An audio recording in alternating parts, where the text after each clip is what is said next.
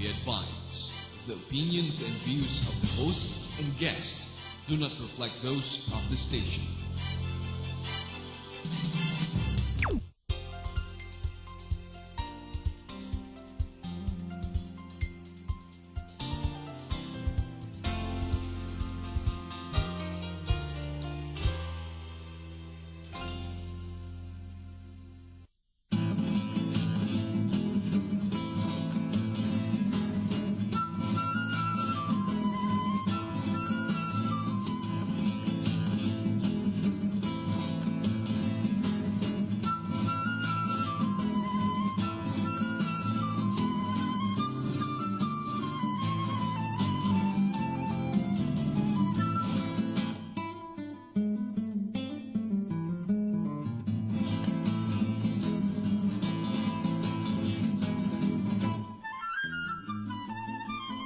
Good evening.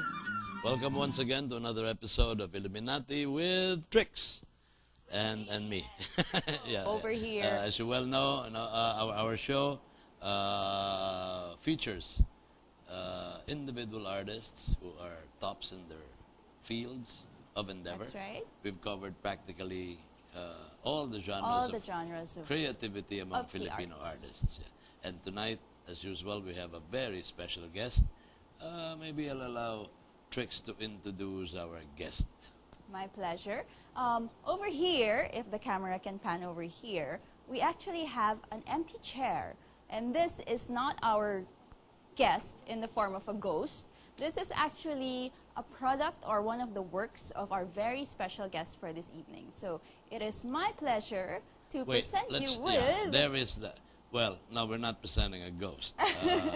But we're not presenting creation. a ghost. Yes, we are presenting this beautiful creation that I am drooling over. It is actually a chair, and I'm not sure if you can catch the detail on camera, but the design is very unique, and we'll be able to talk to the artist who created this beautiful piece tonight. So it's our privilege, indeed. To introduce Mr. It is my privilege indeed Reyes. to introduce Mr. Benji Reyes. You stole the privilege from him. Hello, Benji. Thank you for joining us tonight. Hi, Trix. Hi. Hello, Benji. Welcome. We've long been after you Yes, for we this have. show. Thank you for having me. Yes. For months and months, he's been telling me actually that he had someone in mind that he wanted to invite here. But I believe you're so busy constantly producing different artworks such as this. Yes. Right now, I'm preparing for a big show and constantly producing pieces for clients. Give us a background, Benji, if you can. Give our viewers a little bit of a background about what exactly it is that you do. Because for those of you who have seen our title underneath, it is functional sculpture. Yeah. Although So it's pretty hard to build what Benji difficult. does, because he goes over a whole gamut, of creativity. Right. Yes, The exactly. only thing that seems to be common about it is, the common denominator is that he works with wood, and it's Philippine wood, and it's Philippine recycled wood. Yes. I got that right. Recycled wood. It's I all, did not it's all know that. recycled or reclaimed wood from old houses, bridges, and factories. So it's not only It's just wonderful. the genius of his creativity, but you have what one might call an advocacy, practically, Yeah. diba? And a philosophy about how you work with this recycled wood. Yes. Well, basically, I design furniture, and aside from that, aside from designing, I craft them. I do sculpture. As with my furniture, it's sculptural. But not just furniture, I really do sculptures, big pieces, small pieces, and I do design consultancy. I Yes. design houses, resorts, and I also do landscaping. That's why it's also very hard to tag Benji. You know, well, apart from the fact that, of course, he's basically an artist, and an exceptional one at that. No, but as an artist, what is he? Basically, primarily, you're a sculptor. No? Sculptor. Actually, but even then you've his, gotten into design. Di ba? Yes, even his background, I was about to say, when you studied initially architecture, Yeah, I and then you studied- proceeded to study fine I arts. studied architecture, and that's when I found out, it was my dad's choice. I found out that in architecture, I had that knack for designing. And I remember on my second year, Dean Concha called me and says, Benji, you're almost third year, you still don't have algebra. I go, Dean, that's where you're wrong. Tatlo na algebra ko, isang failed, dalawang deferred. So anyway, from there, I went on to work, and then my wife, my girlfriend then, so my wife, was the one who insisted that I should try and enroll at UP Fine Arts. So finally I got accepted, and I stayed there for another 2 years. So the whole thing is parang marriage of both disciplines, Right. architecture and fine arts. Hindi mo na tinuloy Very yung much so, I architecture? would say. Alam mo, Hindi na. I was a working student then. It was quite difficult for me to continue my studies. So it really became fine arts. It became fine arts, and then and then from then I started designing, and then I got in touch with this old man to execute some of my designs, and we would always quarrel. Sabihin niya, Bench, hindi pwede yan kasi magigiba, ganyan. So Right. finally, he was kind of frustrated also because he had 5 kids who never took after his craft. So when I told him, why don't you just teach me? So that's how it all started. And then I found out I see. that what I learned in school, students please stay in school, what I learned in school was only 20%. Because Yeah. from Compared to this theories, apprenticeship. yeah, apprenticeship. working with your hands, understanding the hand tools, machines and everything. You have something in mind that you want to create, but you know how to build it already. So wala nang hindrances eh. And then, that's when I started learning my materials. Once you know your materials already, and then you have your design and everything, what type of wood to use. Yeah. Yes. Which is an infinity of knowledge, no? Yes, Benji was Like, telling me Philippine earlier that wood, up it's to so now he still interesting feels and like he's in the fascinating. process you know what? of learning I was about telling different I was woods. telling tricks. It probably will take me 2 lifetimes to learn everything about wood grip and what's possible. You learn something new, and then you create it. You integrate it with your design, Yes. and then you see it works, and then there's something beyond that.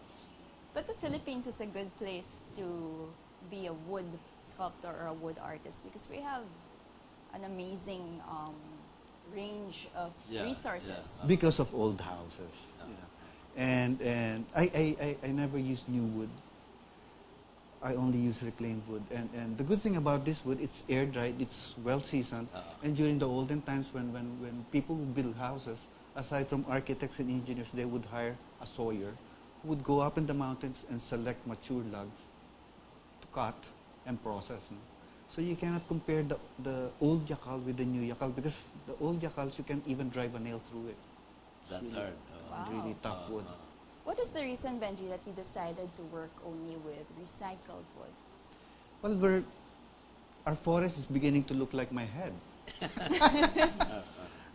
And to date, you know what? At the end of the day, when I'm all done with my work, and I always think how many trees were saved because I have this advocacy also, tricks, to teach people the value of reclaimed wood, not only for furniture, but for houses. But when did you decide to get into functional sculpture in particular? Like, one can just be a pure abstract sculptor, di ba? But Yeah. you obviously decided just a early furniture on maker. na, you would say specialize in chairs for one thing. When did that happen and why?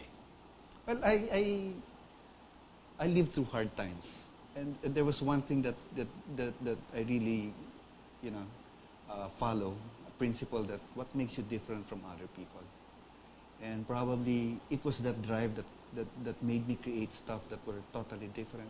I would research what was not yet done or what's possible, and that's what I would do. And I'm so blessed enough to be able to come up with designs that people would say, Okay. di pa nagagawa. Take for example this chair. Give us an inkling, Benji. Suggest how you process the whole thing. Does it all start in your head? The design, the design, Yeah. muna? Or Do you is it imagine what exactly when you it look at looks the like? wood, what you have available? Ito pwede rito. Which comes first, chicken or the egg? Sabay-sabay. Minsan sabay-sabay. But with chairs, no? I follow 3 principles. One is aesthetics. In marketing, course. aesthetics, no? So you're attracted to it. Wow, ang ganda ng silya. So you approach it. Like this one. Yeah. Number 2 is function, which for a chair is ergonomics. So you're attracted to it, you sit on it, it's comfortable. So tapos na. The third is also very important, but probably you'll find out in the next 50 or 100 years. Durability or Yeah. Because diba, we're so proud when we say, ay, that cabinet used to belong to my lola. And these Correct. pieces are made to last generations. And it's hand-built. So that's the whole thing that that's the whole process. Di ba, you have a name for this chair, right? That you name all your creations. Yeah, You this have is names for this all your particular chair is called Silja Nifelli, which I designed for my mom. Okay. The backrest is Kamagong. Oh. It's ebony. This is Molave, no? And then this is ipil. The armrest and the seat, it's ipil. This is Dungon, which is ironwood. Wow. It's a variety of different woods. Yeah, in and one then creation. the legs, the 4 legs, it's all yakal. So that's 5 or 6. What is kinds the of reason wood. that you have to use different kinds of wood in That's a one good. piece? That's a good question because when I sculpt wood, no, you'll start to learn that there are some wood that are yung tinatawag nilang makunat. Some woods are flexible. So understanding your materials or your wood for that reason, you don't really have to work on just one type of wood for a chair. Imagine if you combine all those characteristics and you understand that you have a chair that's very durable. The look, the tones of the play of tones and yeah, everything, and that. for me, it's nice, but really it's just a bonus. But the most important thing is the structural stability. And Yes. form follows function, di ba? Yeah. Kaya like you mentioned, ironwood yung brace, no, yung dungon. No, dun siya talaga. Yun Pwede ang ko siyang function liitan. niya. Pwede, kasi normally, if I use a different wood, yung iba dyan, kalalakihan nila yan. Because it might snap or break. But if you know your materials, you can really play with the dimensions. And So, having been at least an interesting.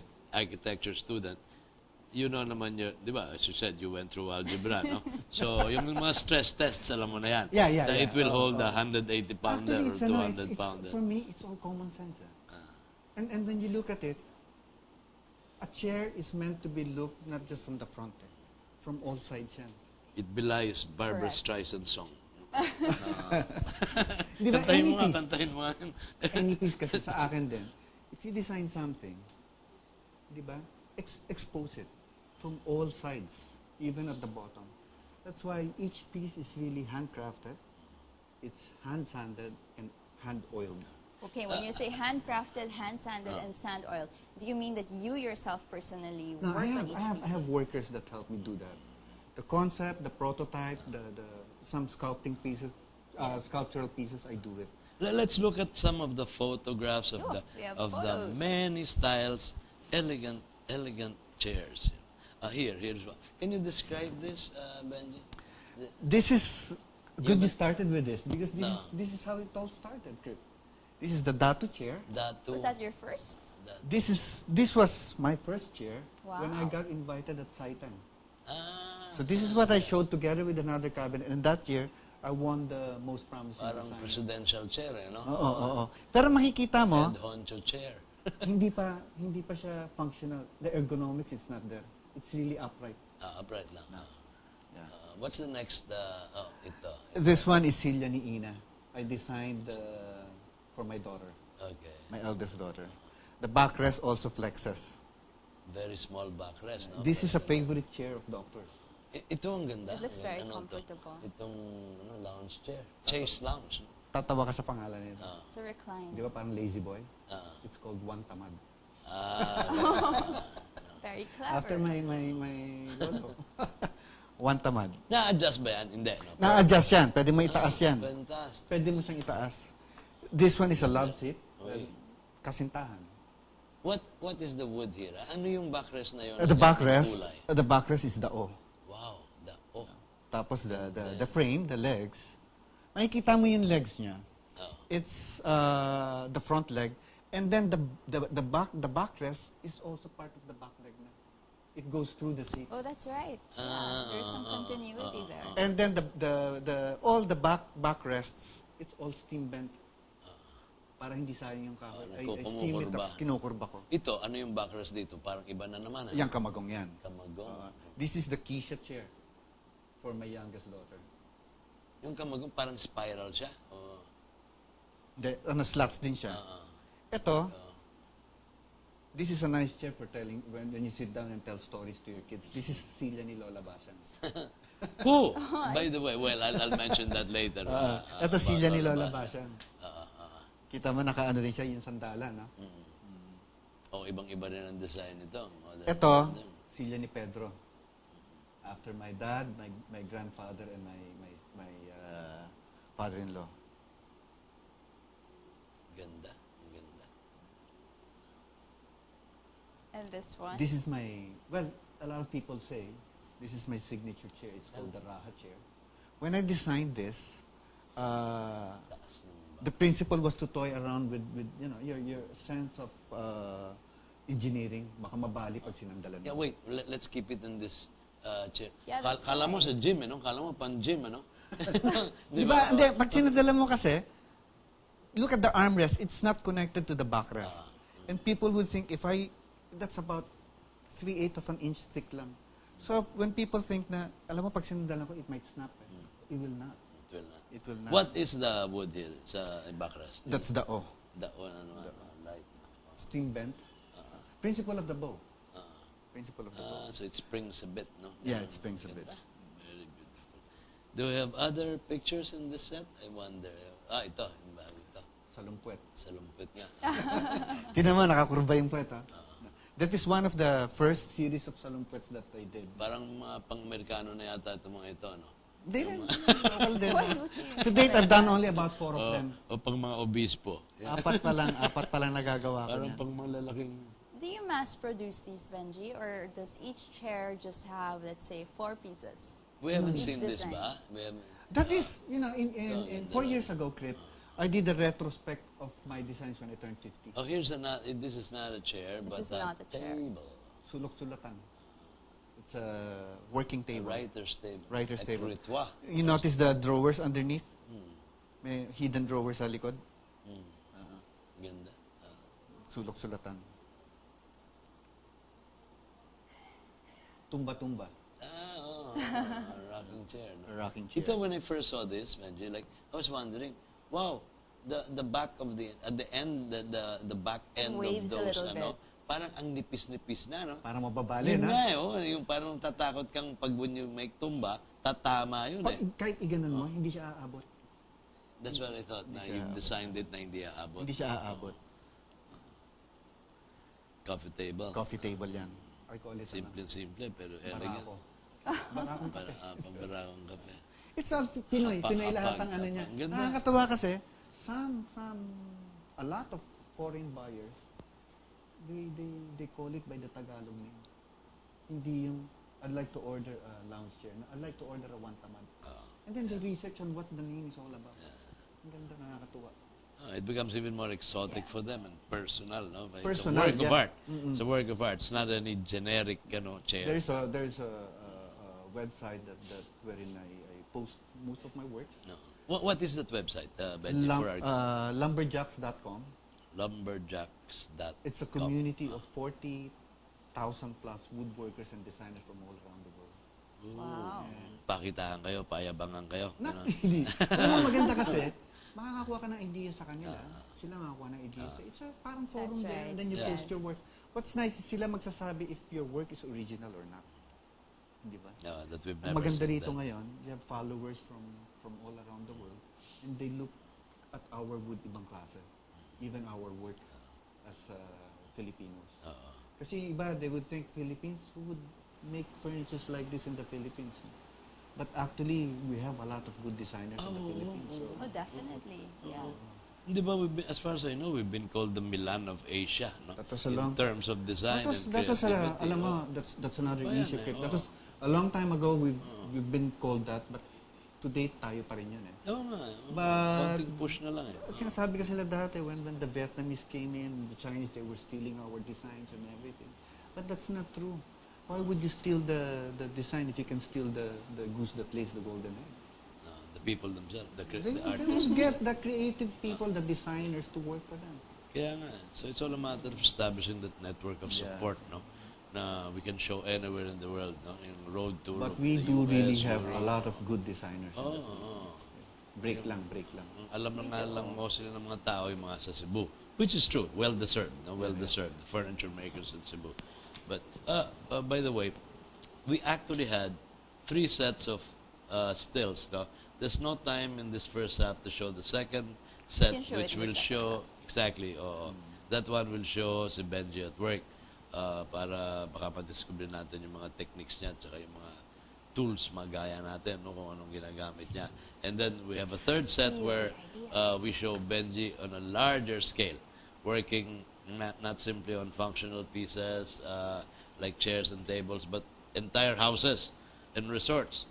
Yes, because he does design also resorts and Ang gusto kong makita landscape. minsan, I think, while I'm still alive, I want Benji to design a bridge over a river. You know, hanging bridge, na mga 200 meters long, ganyan niya. Na would be gumagalaw-galaw. Tapos, pag dinaanan mo pa, may music na lumalabas. Okay, Okay yun. that's Okay your yun. touch. I Maganda will yun. ask The somebody, music when you pass some over is capitalist, very crypt. some very wealthy man who owns property where a river runs through it, and convince him na, that would be your legacy. Diba? You commission. Go for it. Do it. Nature will play Adventurous. its music. No? Let nature play its music. Yeah. I think we have a minute left in our first half. No? What year did you start doing this wonderful artistry? Just how young were you when you began, when your interest was... I started in 84. Probably earlier than that pa, no? But this year I'm celebrating my 30th. 30th. Yeah. So Congratulations. I'm turning 54. Which is why the show coming up, on which we will have a lot to say and also to display some samples of the kind of artworks made out of wood that Benji will be showing in November. But for Yes. now, let's have a minute's break and we'll see you in a while.